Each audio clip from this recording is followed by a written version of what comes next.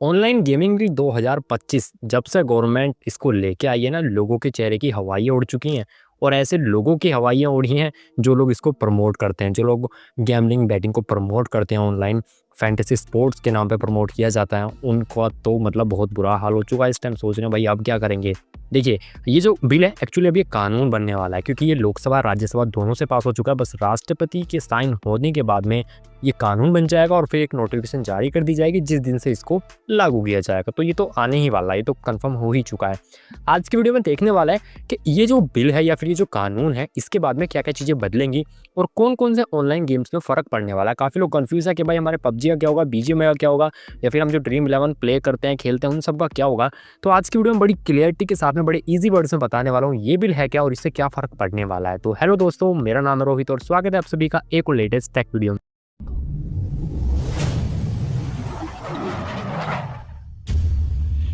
सबसे पहले बात करते हैं कि ऑनलाइन गेमिंग बिल 2025 है क्या और ये क्यों लाया गया। तो ये बिल सिंपली लाया गया है किस चीज़ के लिए, जो रियल मनी गेम्स होते हैं उनको रोकने के लिए। रियल मनी का मतलब जिन गेम्स के अंदर असली पैसा इन्वॉल्व होता है, ऐसे गेम्स को रोकने के लिए।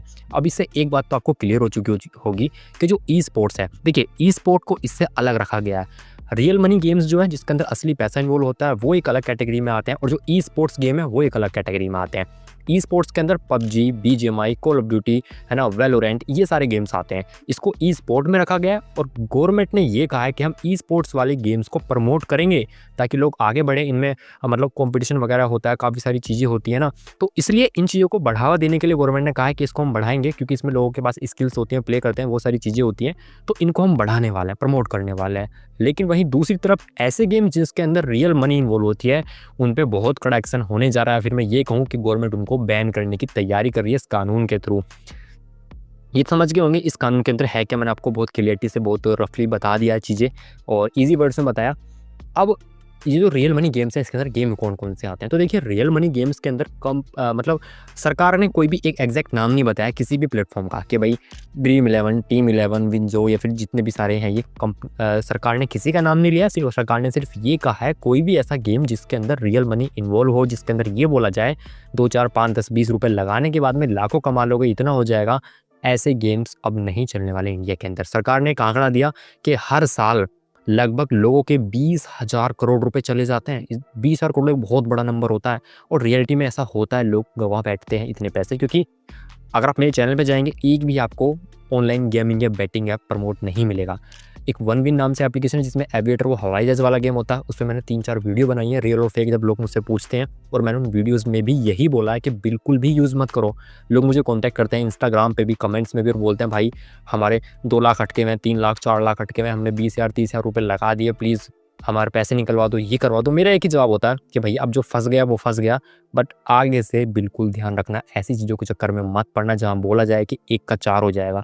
1 का 4 होता ही नहीं है, और अगर होता भी है तो सिर्फ आपको लालच देने के लिए होता है, और उसके बाद में आपका 1 का है ना आधा भी नहीं बचता, और आप उसको रिकवरी करने की सोचते हैं। रिकवरी के चक्कर में आप और पैसा लगाते हैं और पैसा लगाते हैं, और जब आपको समझ में आता है कि आप फंस चुके हैं तब तक आप 4, 5, 6, 10 लाख रुपये लगा चुके होते हैं।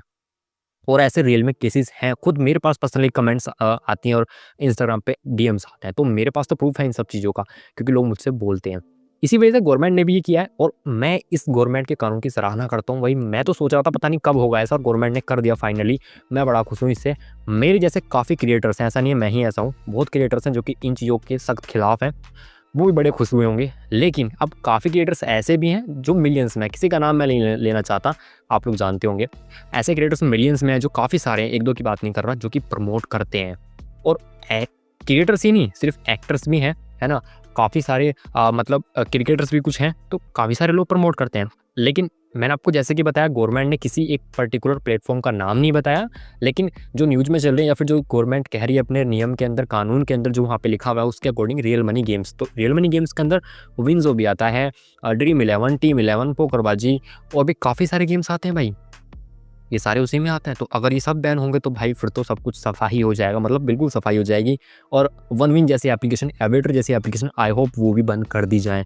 इनके अंदर भी लोग मोटा पैसा लगाते हैं और सच्ची में बहुत मोटा लगाते हैं, क्योंकि मुझे लगता है कि ये जो ड्रीम 11 टीम 11 है, इसमें फिर भी entry fees I think 49 rupees होती है जितना मैं जानता हूँ। लेकिन ये जो एविएटर वगैरह होती है उसके अंदर मिनिमम डिपॉजिट ही 300 रुपीज़ रखा जाता है। तो उनके चक्कर में लोग बहुत ज़्यादा फंसते हैं, क्योंकि अब ड्रीम 11 टीम 11 में फिर भी प्लेयर चूज़ करने पड़ते हैं, लेकिन इन एविएटर जैसे गेम्स के अंदर कुछ नहीं करना पड़ता भाई। वो हवाई जहाज़ उड़ता रहता है, उसको देखते रहो और बस उसको नीचे गिरने से पहले रोक दो और आपको पैसे बन जाते हैं। ऐसा वो लोग बोलते हैं, मैं नहीं बोलता। बनते या नहीं बनते वो तो आप लोग भी जानते होंगे। अब आप लोगों से बस छोटी सी रिक्वेस्ट है, इस वीडियो को ज़्यादा से ज़्यादा शेयर कर दो। और अगर आप लोग भी इस बिल के समर्थन में, इस कानून के समर्थन में, तो भैया आप एक कमेंट कर दो प्यारी सी, क्योंकि मैं तो सच में समर्थन में हूँ इसके, क्योंकि बहुत अच्छा बिल है, लोगों के हित में है। हाँ, कुछ लोगों को बुरा लग सकता है, ऐसे लोगों को बुरा लग सकता है जो कि दूसरे लोगों को ज्वाइन करा के खुद पैसे कमा रहे हैं रेफरल से या फिर कंपनी की तरफ से एफिलिएट के थ्रू। उनको बुरा लग सकता है, डेफिनेटली लगेगा, और वो सरकार की बुराई करेंगे, कानून की भी करेंगे। लेकिन यहाँ पे बात सरकार की तो है ही नहीं। सरकार किसकी है, कौन सी है, उसकी कोई मतलब ही नहीं है। मतलब यह है कि जो कानून लाया गया है वो लोगों के लिए बहुत ज़्यादा बेटर है, क्योंकि इसमें किसी का बुरा नहीं हो रहा बल्कि लोगों का भला ही हो रहा है। क्योंकि जब कोई चीज़ रहेगी नहीं तो कोई खेलेगा ही नहीं। और अगर इल्लीगल तरीके से कोई कुछ खेलता भी है तो फिर भैया, अगर आपके साथ कुछ होता भी, आप जाओगे कानून के पास में या फिर साइबर क्राइम डिपार्टमेंट में जाओगे कंप्लेंट कराने, तो आपसे बोला जाएगा भैया ये चीज़ तो बैन है, आप खेल ही क्यों रहे हैं। ठीक है। और गवर्नमेंट ने ये भी कहा है कि अगर कोई एक्ट्रेस या फिर कोई एक्टर या फिर कोई इन्फ्लुएंसर कोई भी मतलब प्रमोट भी करता है इन चीज़ों को, तो उनके ऊपर 3 साल तक की सज़ा और 1-2 करोड़ रुपए तक का जुर्माना भी लगेगा भाई। प्रमोट भी नहीं करना है इसका, तो यूज़ भी नहीं करना, प्रमोट भी नहीं करना, कुछ भी नहीं करना। मुझे बड़ी संतुष्टि हो चुकी है इस टाइम। आप लोग अपना ओपिनियन कमेंट करके बताओ, आप इसके बारे में क्या सोचते हो। सब लोग की अपनी राय होती है, बट अगर आप देश के हित में, लोगों के हित में सोचेंगे तो आप भी यही कहेंगे कि भाई जो हुआ वो बढ़िया हुआ। कमेंट करके बता दो। कमेंट बॉक्स में कोई क्वेश्चन क्वेरी है तो आप कमेंट कर सकते हैं मुझे। वीडियो को हाइप ज़्यादा से ज़्यादा कर दो, वीडियो जानी चाहिए हाइप वाले सेक्शन में, ताकि लोगों तक ज़्यादा से ज़्यादा वीडियो पहुंच जाए और पता चले कि ये जो बिल है कितना काम का है, कितना बढ़िया है। आज की वीडियो में सिर्फ इतना ही। वीडियो को लाइक करना, वीडियो को शेयर करना, चैनल पर नहीं है सब्सक्राइब करके बेल आइकन ऑन कर दो। मिलूंगा आपसे ऐसी किसी नेक्स्ट वीडियो में, तब तक के लिए जय हिंद, वंदे मातरम।